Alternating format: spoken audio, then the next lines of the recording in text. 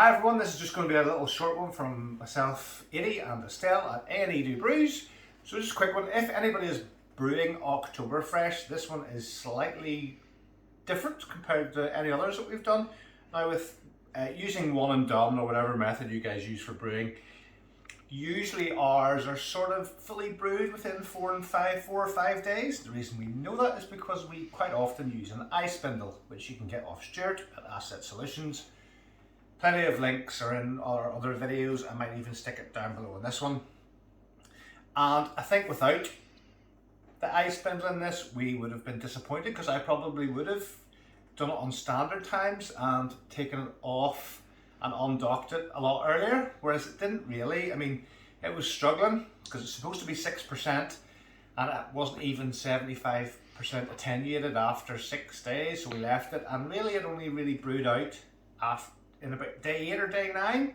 It's been even a few more days after that now. It's actually got up to, we put it out to cold crash, but it's not really cold enough outside, so it's actually got up to 6.5%, so that could be quite tasty. So we'll undock that shortly, but just before we do that, we'll have a look at one of our favourites. Let the yappy dog in, because he's been have, out for 5 minutes and yes, he's very stressed. If we don't answer the door straight away, he has a fit. Like, he literally has a complete and utter meltdown. Don't you, Jeff? Anyway, yes, folks, that's the dog. So, yeah. One of Estelle and my favourite, apart from Space Hopper, is obviously Winter Sun. Yes, Winter Sun. We like Winter Sun. Winter Suns. If you're, and we've never really had a bad Space Hopper. We've had a couple of different tasting ones, but we've never had a bad one. Mm-hmm. But we've definitely never had a bad Winter Sun. It's very easy to brew. It seems to settle out very, very quickly. And when you stick it in for conditioning, you come up with a lovely pint, just like that. Ooh, I mean, very clear. Yeah, it's well carbonated, and there's the cat outside. It's just pet world here, isn't it, honey? This time of the evening when we come home from work, the pets are so glad to see us. Hello, Trixie Bix. And our windows aren't normally that dirty, but we lived near the beach, and that was quite stormy. So now she'll sit there until somebody lets her in. Yeah, that's very nice. That looks nice. Yeah, that's lovely. So if you want to do a brew that pretty much you can't miss. Can I taste? Of course you can, honey. Very remiss of me, isn't it, not to pour this down drink. But yeah, Winter Sun's an easy one. Oh, that's nice. You'll impress your friends with Winter Sun as you would do with Space Hopper. So, if you want to come over closer, honey. So this has been basically brewed for 9 days, out in the shed for a couple of nights, just to help get the temperature down a bit. And now we're going to undock and see what Oktoberfresh looks like. Ooh. So yeah. Oh, that's a lively one. A very lively one. So, that is a very lively one. Done on one and done, folks. So yeah, old school stuff, one and done. In a P2. I was going to say it's a P2. Yeah. So P2. Tip from one of our watchers is to get rid of all your gunk. Spray bottle just with water in it. Give it a good rinse in round, rather than putting cloths or other bits and bobs. So get that in there, and that'll help get rid of all the beery residue. You're going to be sticking it in the fridge anyway. But yeah, we'll let you know how we get on with Oktoberfresh and give it a good review. But the best thing is, Trub looks absolutely excellent. Still fizzing away there, so I've good hopes for Oktoberfresh.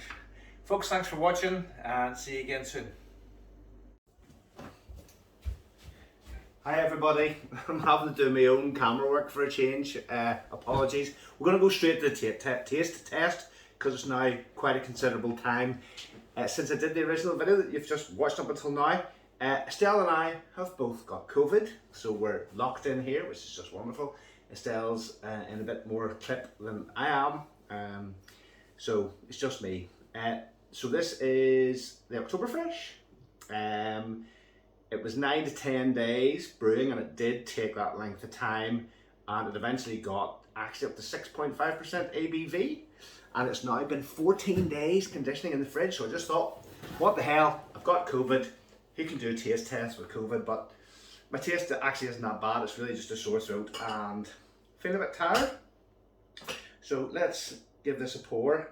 I've seen some reviews on it already, and it looked pretty good. So obviously with conditioning for that length of time, it should be pretty clear. Now it's going to be typical Pinter 2, not 2.1, Pinter 2 pour, in that it's very, very lively to start off with. So quite a caramelly colour there, if you can see that.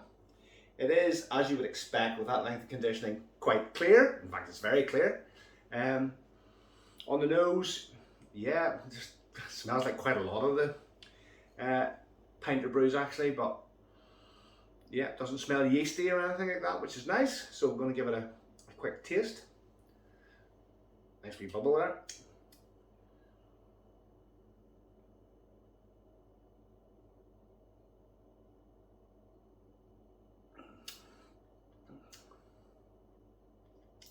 Yep, that's really nice. Now, I wouldn't call it a lager by any stretch of the imagination. There's quite sort of caramelly. They mentioned biscuit in the advert for it, but yes, I can get that. It's very, very nice. Very well carbonated. It was done on one and done. Probably tweaked up a little bit towards the end on that one, but yeah, very nice. Reason is I need to really get this emptied because my subscriptions had gone awry with the greater good. I just had a very, very pleasant chat with a young chap in customer services called Taylor. Hats off to you, Taylor, if you watch the channel. He sorted it all out. Basically, there's a glitch with previous subscriptions and you can only have one per email and stuff like that. Long and short of it, he was able to sort me out. So what we're going to do is, pardon me, I've just ordered up 2 Big Mouth remixed. Should have had them by now, but because of the subscription issues, I didn't get them. So what we're going to do is, for our next video, I think for Big Mouth remixed, we're going to have a look at standard brewing times again versus longer brewing times, because I think with an IPA like that, unlike this, you don't need to do the longer times. It's quite beer specific, and we've had some wonderful space hoppers done on the shorter times. So we're just going to look at comparison between Big Mouth remixed on shorter compared to longer. Unlike this, where, yeah, I mean, whether I'd want to wait 30 days for this to brew, that's a long time. It is wonderful, but 30 days is an awfully long time when you can do something like, I've just undocked Public House, for example. It was brewed in 4 and it's probably going to be clear enough and pleasant enough to drink in about another 4 or 5 days. So depends what you're after, but that is a lovely beer. If you're willing to wait 30 days, clear and lovely. Again, guys, thanks for watching the channel, and we'll see you for the next one, Big Mouth Remixed. Thanks for watching.